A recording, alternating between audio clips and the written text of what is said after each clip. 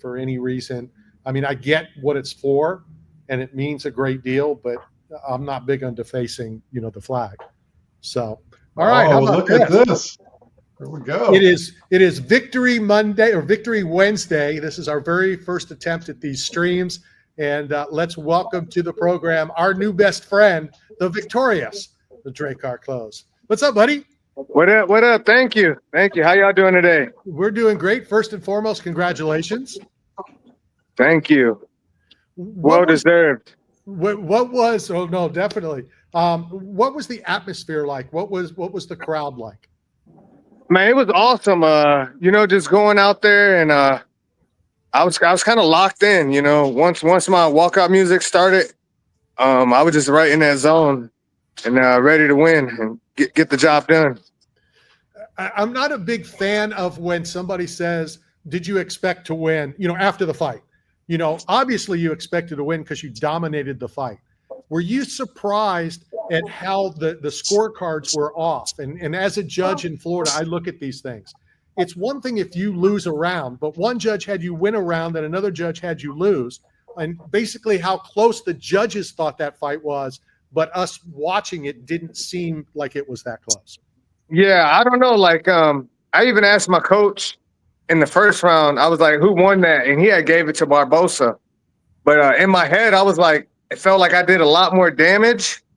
And then I went back and watched it. I thought I had won all 3 rounds. If we basing on damage, he really didn't, anything wasn't devastating, what he had did to me. So it was like his face was all battered in. After the fight, he was on crutches and a boot. So it's like, when it comes to damage, that's what fights should be based off. I thought I did way more damage. Well, and I believe I was told that the rules are changing, that it's already been, I believe, been passed, that damage is now, the number one criteria, where up until now, there's all those things, damage and octagon control and this, that, the other.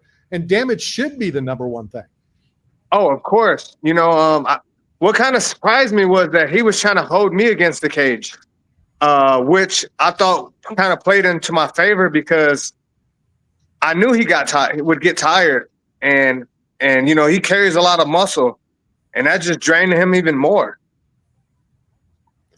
Talk about the adrenaline as you're walking into the cage. You knew it was a big fight, a big crowd, a loud crowd. How do you control that, or how did you control that? For this fight, I've actually felt super locked in, and this is probably one of the most calm I ever felt. And I don't know if it's because I had coming off a loss, knowing that I had to win this fight, but it just felt like I was super locked in. I could see everything. I was in the moment. I didn't try to get too crazy with anything. Just taking 1 second at a time. How difficult is it to control that? You just said because of your last fight.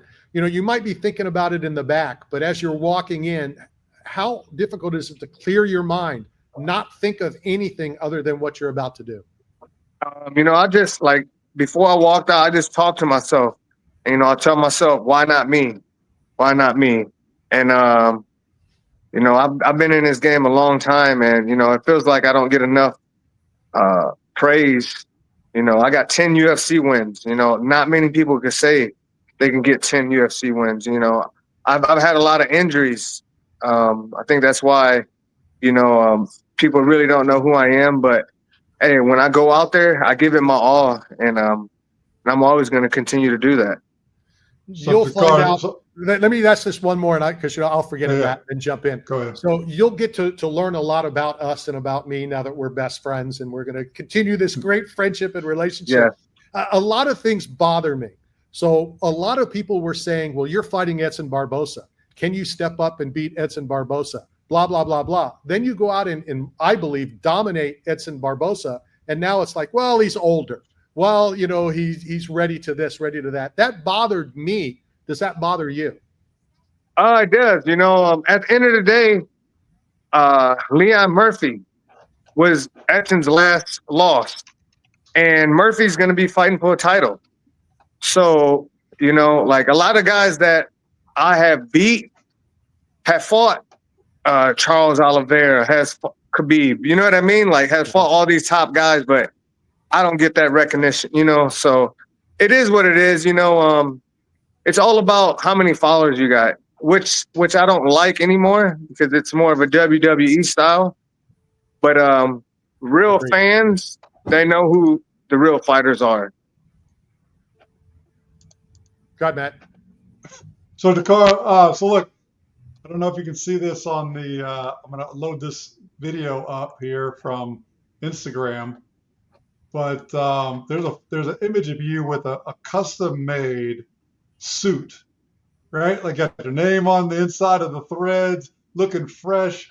Now in a sport where you guys are going to war inside the octagon, why do you guys choose to dress so nice when you're walking into the arena? They actually sponsor me, Gill and Co. They're really nice, family-owned business, and they always want to support the locals. And he always would tell me, "Hey, you would look good in the suit." And this time I gave it a try, and hey, I look money, and it worked perfect. Got a big win, and I look really good. Where are they located, and how can people reach out to them? They're located in Scottsdale, Arizona. It's appointment based, but Gill and Co. On Instagram, every platform, just Gill and Co. Have you reached out to Adam? Have you reached out to Adam at 8 Man and done a little bragging and tell him you need some more swag? Oh yeah, definitely. I think I'm gonna head over there this week. My wife always makes some cookies and stuff, so I got to have her make a batch up, and then we're gonna head over there this week. So Drakkar, so with it being said, where you're from, as you can see behind me, I have a map of the world. So Randy was hatched in Philadelphia. He wasn't born there. He wasn't raised there. He doesn't have the mentality of a Philadelphian. I was born there. He was hatched. He was hatched. But where are you from? Like what community, what city, what state, what country represents you as like who you are today? Because I'm gonna put you on the map. You're gonna be the first. I'm from a small little town in Michigan. It's a tourist town. It's called South Haven, Michigan. But in one of my interviews after my fight, I still feel like that poor little kid from South Haven, Michigan. I'm always going to stay humble and stay grounded, especially, there's so many people back in South Haven, Michigan that support me. And I'm never going to be bigger than them. You know what I mean? Because, I've seen a lot of people, they let this little fame get to their head. Hey, we're all the same. All right, so on the map, where in Michigan am I talking about? Like the hand, like where are we looking? Okay, let me show you where. Just above. Yeah. Right Okay. in the corner. Okay. Yeah. There it is. All right, so he's putting that up there right now as we speak. How did you celebrate, whether it was Saturday night or Sunday? I came back. My family came to the hotel. We had a little bit of food, and then we ended up just going to this little nice little it's like a little nightclub. But we were there just for a little bit, and then we ended up stopping at this pizza parlor, and I had about 4 slices of pizza. So okay, now let's talk pizza. So Detroit style pizza is big. That's a big trend. So I know you don't know me well. You know Randy better than me, but I invented the pizza diet. So if you ever want to keep pizza on your fight plan during fight camp, we can talk about macros, talk about crust, talk about switching out sugar for sodium bicarbonate to get performance enhancing benefits out of your training.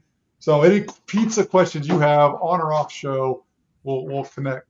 Oh, perfect. Because if I could eat pizza all camp and not gain any weight, I think I might take you up on that. What's your favorite topping, and what topping should never be put on pizza? I I'm more of a pepperoni bacon guy, and they always say don't put pineapple, but I like pineapple on a pizza. I So do. I like it as well. When will you be back in the gym, or are you already in the gym? I actually I'm coaching right now. My guys they just got done sparring. I'm a coach over here at Red Hawk Academy with Tim Welch and Sean O'Malley. So and Mark Matson, not Mark Matson, but I'm having a brain fart right now. But my boy I'm just enjoying life right now. But it kind of sucks. I think I might have tore my shoulder in the second round. I got an MRI yesterday, so hopefully it's nothing too serious. Hopefully I can just do some therapy and then be back. Because I want to fight before the year's over. So. Did you learn the valuable lesson that we all did watching? Now people are demanding fights while they're still in the cage with Dana. Did you see that? And then Dana, I guess somebody got to Joe Rogan. And he said, "Yep, you just got the fight in Rio. Yep, you just got the bonus." That was pretty quick to do it then. Yeah, I've done that before, where I'm like, "Hey, I want to fight on this card," and it's never happened. So they must have got that Dana White treatment. So That's anything final there, Matt? No, I just want to say no.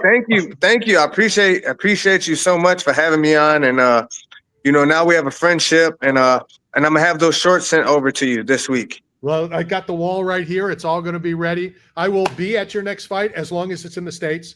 I do travel outside the country. So depending on where your fight is, I hope to be there to cover it in person. So where would you want to go? State-wise or outside the country? Outside the States. I've been to Rio. I've covered fights there. I love going to Rio. Get on the Rio card. Plus, Yep. we'll have bodyguards and everything down there, which we need, just so you know. When we went down there, we got, I don't want to say carjacked. We got pulled over and ripped off by the police while we were there. Yeah, I fought out there last year, and I had a great time. Like, I went all over. I think they thought I was Brazilian, so I think that's why they didn't mess with me. Well, we went all over too. My trainer is Brazilian. His whole family obviously is. We stayed at his house, and we still got pulled over. Luckily, he was able to talk to him in Portuguese. And some things came up, and in their Portuguese, they said, "What are you doing? You were buying drugs in the favela." And Daniel was like, "No, I wasn't. I'm with the UFC." And we had the UFC doctor, Jeff Davidson. We had one of the judges, Chris Lee, and myself. And they said, "Prove it." So he brought out some UFC stuff, and the police stole it all, took it all. And Daniel goes, "That's mine." And the policeman goes, "No, my friend, it's mine." So we're like, "Okay, take whatever you want. Take whatever you want." Where would you? It was yours. It's mine now. It was yours. Where would you like to fight next? If you could fight anywhere, where would you like it to be, so that you can enjoy the process as well, not just because of it's the fight? Be honest, anywhere where they're not going to tax me crazy. So where is that? I mean, do you know where? Obviously, in the States, you want to come to places like Florida or Texas, I'm sure. But I love fighting in Vegas because that's only a 4-hour drive. I can fight and then drive home and sleep in my bed that night. Sure. But I would love to go to Rio again. I had a great time out there. It was beautiful. I thought the food was great. And no, Rio would definitely be another spot I would love to fight at. How about the White House card next year? No. I don't know. I don't want to fight on no. But my thing is that I don't want this. This isn't political. It doesn't matter either side. Just being there. This is probably a one-off, kind of like the Sphere. Yep. And just doing it, something like that would be cool. But yeah, okay. I'll be like, that's a spot where people are trying to target it. You know what I mean? I'm like, I wouldn't want to be there. There was a TV show, Designated Survivor. If you've seen that, then I see where you're coming from that. Hey, I appreciate your time. Thank you for coming on. Hopefully you'll be a regular on the show moving forward.